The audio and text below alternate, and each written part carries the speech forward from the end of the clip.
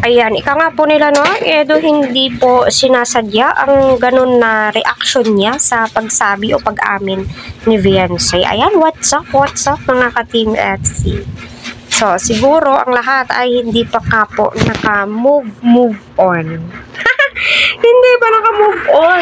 Same sa akin. Hindi ko pa po halos nakaka-get over sa pag-amin ni Viancy. So, sa malamang, hindi po expected ni Eds lahat ng mga sasabihin ni wifey. O, baka sabihin naman, napaka-OA mo naman, bakit ganito, ganyan.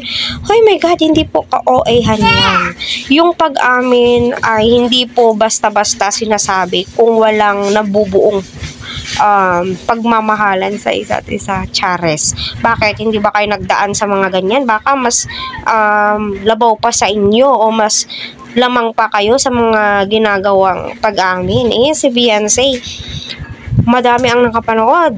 Nasa 800,000 na po yung views. O, diba? So, hindi po expected ni Eds. Kaya, ganun yung reaction niya. Sa malamang, diba? Ayan, hello po ka, Team Edsy. Marami pong salamat sa lahat ng nag-subscribe sa aking channel. God bless you all.